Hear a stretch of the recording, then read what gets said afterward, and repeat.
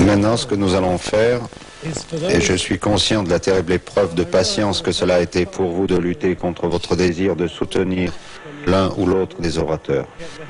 Je tiens à vous remercier de cette patience et de faire de ce débat un débat et non une confrontation. Nous aimerions vous donner l'occasion de le faire en y participant vous-même, maintenant. Toutefois, il est impossible de donner à quelques 5500 personnes le droit de participer et pour cela de quitter leur place d'une façon ou d'une autre. En conséquence, nous pourrions proposer ceci. Je vais dans quelques instants demander aux orateurs de parler 8 minutes chacun au maximum pour réfuter leur position réciproque. Ensuite, nous allons passer aux questions. Si vous désirez poser une question, veuillez la formuler de façon aussi courtoise que possible et l'écrire sur un morceau de papier que vous ferez passer à votre voisin de gauche jusqu'à ce qu'il parvienne au bout de la rangée.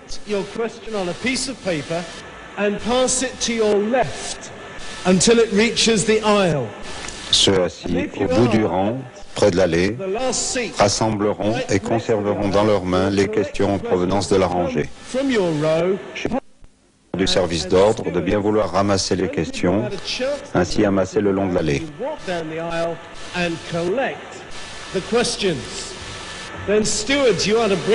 Vous devrez apporter les questions derrière moi, tout à fait derrière moi, où vous trouverez une boîte. Cette boîte, dans laquelle vous placerez les questions, circulera. Ensuite, le tout sera ramassé ici et l'on tirera les questions de façon impartiale. Nous les mélangerons et si c'est la vôtre qui par chance est tirée, vous recevrez une réponse. Je vous prierai de procéder ainsi dans un petit instant. Je vais encore dire ceci, s'il vous plaît, n'essayez pas de quitter vos sièges ou de vous rapprocher. Si vous voulez vous dégourdir les jambes, c'est le moment. Dans environ 15 secondes, je vais demander au docteur Choroche de prendre la parole pour répondre. Pendant ce bref silence, vous pouvez commencer à rédiger vos questions. Je vous en prie, restez assis et passez-les simplement à votre voisin de gauche. Dégourdissez-vous bien les jambes pour vous débarrasser des éventuelles crampes ou autres incommodités du même genre.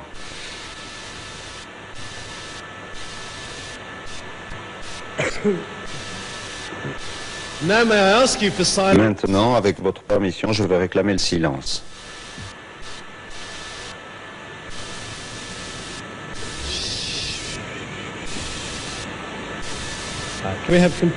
Pouvons-nous avoir un silence complet? Je vous suis reconnaissant de votre courtoisie, de votre appréciation et de votre respect envers le docteur Choroche. Je prierai ce dernier de bien vouloir venir répondre, s'il vous plaît, à ce que M. Didat a dit. Merci.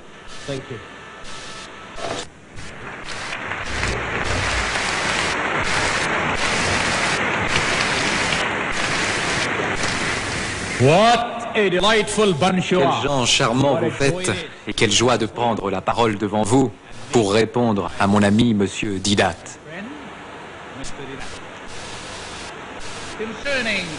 S'agissant de la déclaration dans laquelle Jésus dit qu'il est Dieu, j'attire votre attention sur Jean 13, 13.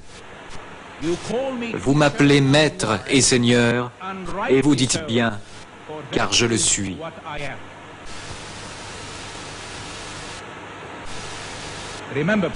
N'oubliez pas ceci, je vous prie. Si la reine d'Angleterre fait son entrée ici, elle n'a pas besoin de vous dire qu'elle est la reine. Jésus n'avait pas besoin de vous dire, chaque fois qu'il faisait quelque chose, qu'il était Dieu. Lorsqu'il répondit à Philippe, il dit, « Tu dis, montre-nous le Père est suffisant. Je suis avec toi depuis tant de temps et tu ne sais pas.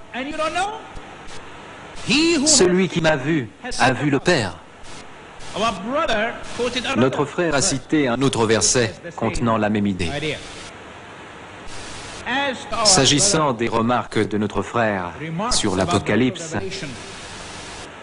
est-ce que le prophète et les prophètes n'avaient pas non plus des rêves? Est-ce que Dieu ne s'est pas révélé à eux dans des rêves et dans des visions? Il parle à travers les visions et les rêves. Ce n'est pas parce que votre estomac est plein ou vide, mais parce que Dieu choisit d'agir ainsi. Et s'il le choisit, c'est ainsi. J'aimerais aussi vous rappeler autre chose en ce qui concerne la Trinité. Je crois que le problème que nous rencontrons avec nos amis musulmans, c'est qu'ils ne comprennent pas que nous sommes tout autant opposés à la Trinité qu'ils le sont eux-mêmes dans la perspective historique du monde arabe. Voyez-vous, il y avait un groupe d'hérétiques qui, du paganisme, sont venus au christianisme. Ils tenaient Marie pour la reine des cieux. Dieu l'a épousée et Jésus est né. De grâce. Mettez-vous bien dans la tête que Jésus n'était pas le Fils de Dieu, en ce sens qu'il était un homme dont la naissance résultait d'une rencontre sexuelle. Il s'agit d'un titre spirituel. Il est venu parce qu'il vous aime.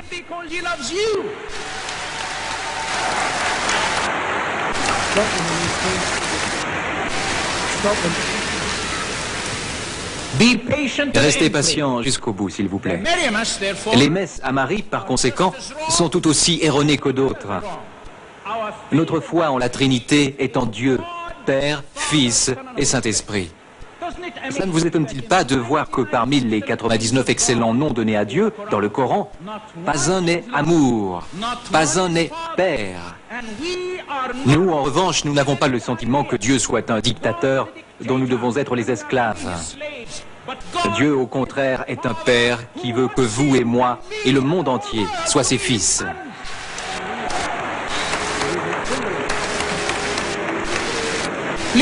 Je vous en prie, je vous en prie. S'il vous plaît, voulez-vous bien vous abstenir d'applaudir? N'applaudissez pas, s'il vous plaît. Comment est-ce que Marie a conçu? De par le Saint-Esprit. Qui est le Saint-Esprit? Un ange appelé Gabriel? Laissez-moi vous provoquer. 75% du merveilleux Coran, écrit dans ma merveilleuse langue, l'arabe, vient de la Bible. Et je vous inviterai instamment à consulter la Bible pour découvrir où sont ses sources, ainsi que la bénédiction de connaître ce Dieu qui vous aime et qui m'aime, et bien plus, comme des fourmis allant tout droit d'un point à un autre sans y parvenir, vous êtes là et vous dites « Attendez une minute, laissez-moi vous montrer le bon chemin, car il y a un chemin qui semble bon à l'homme, mais le chemin est détruit. » Alors vous dites « Je vais les aider. » Vous essayez de leur montrer le chemin en les poussant hors de l'ancien et en leur parlant de l'autre. Mais elles persistent à retourner dans l'ancien chemin. Alors vous dites, je crois que la seule solution est soit que je devienne une fourmi, soit qu'elles deviennent des hommes. Seulement, n'oubliez pas qu'elles ne peuvent pas devenir des hommes, car elles ne disposent pas du pouvoir. Mais supposez que vous avez le pouvoir de devenir une fourmi. Dites-moi, deviendrez-vous une fourmi? Pourrez-vous leur montrer la meilleure voie? Pourrez-vous leur montrer la juste voie? Je vous réponds en vous disant, jamais de la vie. Parce qu'une fois que vous êtes devenu homme, en tant qu'homme, vous devenez une fourmi, et une fois que vous êtes devenu une fourmi, vous finissez purement et simplement par être comme une fourmi. C'est pourquoi Jésus, Dieu fait de chair humaine, est venu, et il est resté homme. C'est un homme qui mangeait comme un homme. C'est un homme qui dormait comme un homme, a été attaché comme un homme. Mais il utilisait aussi le titre de fils de l'homme pour s'identifier à vous et à moi. Car répondez-moi à cette question, comment bon sang allez-vous payer pour vos péchés?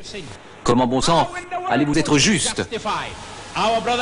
Notre frère a cité Jean, mais sa citation n'était pas exacte. Les mots sont très clairs. Comment un homme peut-il être juste? Cela signifie être fait juste aux yeux de Dieu. Et personne ne peut être juste devant Dieu sans rédemption par le sang de Jésus-Christ, le Fils de Dieu, qui dit « Je suis venu de sorte que vous puissiez recevoir la vie. Le sang de Jésus-Christ vous lave de chaque péché. » S'il vous plaît, souvenez-vous que lorsqu'un ange annonce que le Saint à Marie, le Saint qui te sera né sera appelé le Fils, écoutez, du Dieu très haut. Êtes-vous en train de me dire que l'ange mentait? Que le Seigneur était en train de commettre une erreur? Il aime Monsieur Didat, il vous aime, et il est content de vous ce soir, et il vous dit, viens à moi, et je te donnerai le repos. Venez à moi tous les anges de la terre, et soyez sauvés. Car le salut n'est pas pour les musulmans, ou pour les juifs, ou pour les autres, il est pour nous tous. Dieu nous aime. Il est devenu fils, et comme fils, il est devenu homme, afin que nous, les hommes, puissions devenir les fils de Dieu. Parce qu'il est attentif. Quant à la déclaration « mon Père », c'est parce qu'il s'est fixé des limites à lui-même qu'il dit cela. Et je veux vous dire que quand il dit « moi et mon Père, nous sommes un », il l'a prouvé là encore de façon évidente. Par ailleurs, n'oubliez pas, je vous prie, Dieu de Dieu, que les évêques anglicans soient d'accord ou pas, que Dieu est vrai et que tous les hommes sont des menteurs. Il faut qu'ils se repentent de leurs actions, qu'ils fassent confiance à la parole vive de Dieu, qu'ils vivent un renouveau de cette nation et qu'ils arrêtent la méchanceté, la violence et qu'ils s'écartent de leurs actions pour suivre le Seigneur. Parce qu'il doit régner jusqu'à ce qu'il ait mis tous ses ennemis à terre. L'ismi Yasua Hallelu litasjud al-amlak iklela mulkin kalelu rabbal jami'izak iklela mulkin kalelu rabbal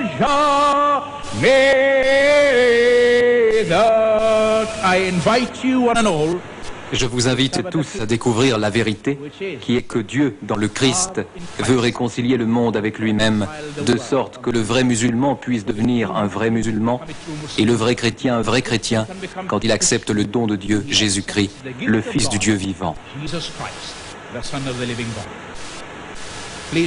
S'il vous plaît, souvenez-vous qu'en ce qui concerne la merveilleuse parole de Dieu, le terme qu'il demande est le mot « engendré ».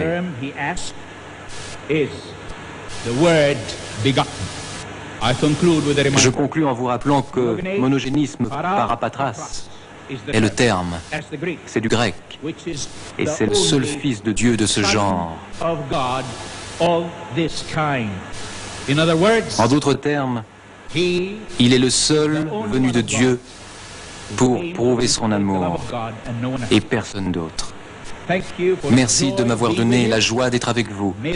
Puisse l'amour de Dieu nous amener vers lui, qui est l'amour éternel, le Dieu éternel, et dans le Christ qui dit « Venez, je vous donnerai le repos ».